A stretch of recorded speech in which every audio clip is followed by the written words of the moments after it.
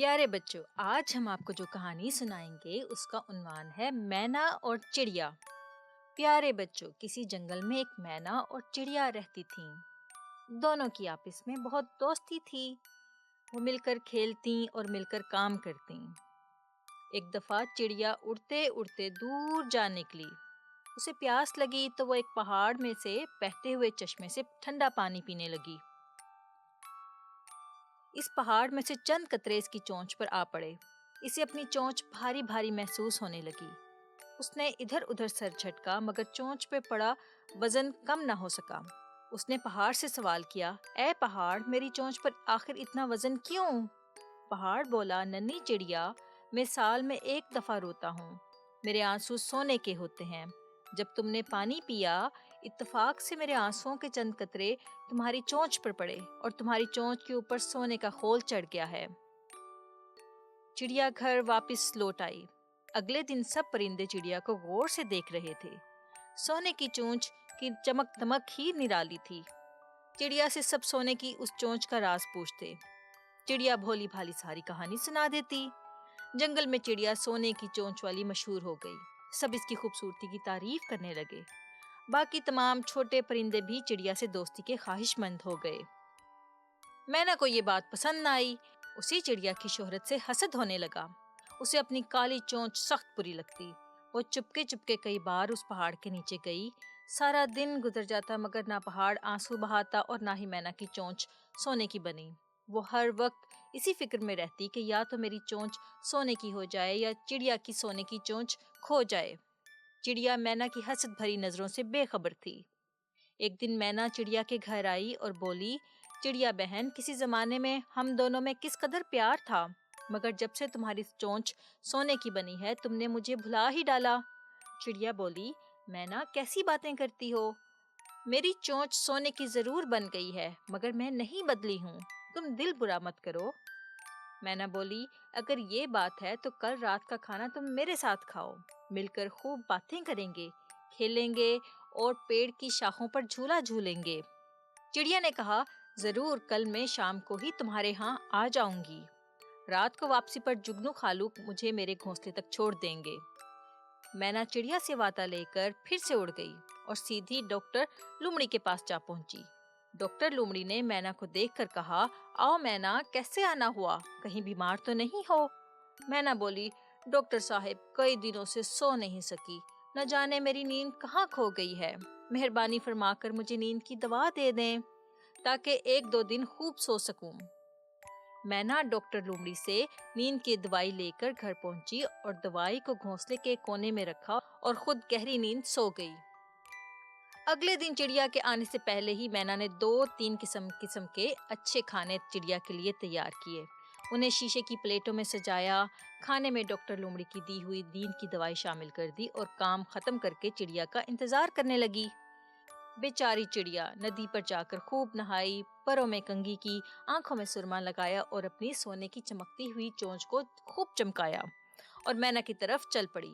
راستے میں بی بکری سے پھول لیے تو بی بکری بولی، واہ چڑیا، آج تو پوری ہی سونے کی لگ رہی ہو، کیا کسی شادی میں جا رہی ہو؟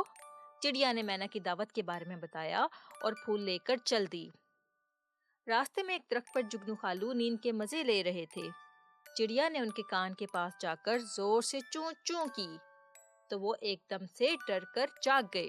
چڑیا ہنستی اور جگنو خالو کو تاکید کرنے لگی کہ رات کو واپسی پر مینا کے گھر سے مجھے میرے گھر تک پہنچا دینا کیونکہ راستے میں اندھیرا ہو جائے گا۔ جگنو خالو نے چڑیا سے وعدہ کر لیا اور چڑیا خوشی خوشی مینا کے گھر جا پہنچی۔ دونوں سہیلیاں بہت پیار سے ملیں، کافی دیر بیٹھ کر باتیں کرتی رہیں۔ پھر مینا نے چڑیا کو کھانا پیش کیا۔ چڑیا کو چاول کے دانوں کی کھیر بہت پسند آئی اور اس نے خوب جی بھر کر کھایا۔ مینا پاس بیٹھی چڑیا کو اصرار کر کر کے اور کھلاتی رہی۔ تھوڑی دیر بعد چڑیا کو اپنا سر بھاری محسوس ہونے لگا، آنکھیں نیند سے بھرنے لگیں۔ چڑیا نے پر ہلا کر اڑنا چاہا مگر نیند کی دوائی اثر کر چکی تھی اور چڑیا بے ہوش ہو گئی۔ چڑیا کے بے ہوش ہوتے ہی مینا نے جلدی سے چڑیا کی سونے کی چونچ والا خول اتارا اور اپنی کالی چونچ کاٹی اور اپنے منہ پر سونے کی چونچ سجا لی اور جلدی سے جنگل کی سمت اڑ گئی۔ خالو جگنو مینا کے گھونسلے کے باہر کافی دیر تک چڑیا کا انتظار کرتے رہے، مگر چڑیا گھونسلے سے باہر نہ آئی۔ چونکہ جگنو چڑیا سے گھر چھوڑنے کا وعدہ کر چکا تھا، وہ کسی صورت اپنا وعدہ توڑنا نہیں چاہتا تھا، کیونکہ کسی سے بھی وعدہ کرو تو ہمیشہ پورا کرو۔ اس لیے وہ مینا کے گھونسلے کا دروازہ کھٹکھٹانے لگا، لیکن اندر سے کوئی جواب نہ آیا۔ گھونسلے کے اندر کی خاموشی سے جگنو کو کسی خطرے کی بو محسوس ہونے لگی۔ جگنو خالو گھونسلے کے اندر داخل ہوئے تو انہوں نے دیکھا چڑیا بے ہوش پڑی ہے۔ انہوں نے جلدی سے چڑیا کے منہ پر پانی کے چھینٹے مارے۔ چڑیا نے تھوڑی سی حرکت کی اور آنکھیں کھول دیں۔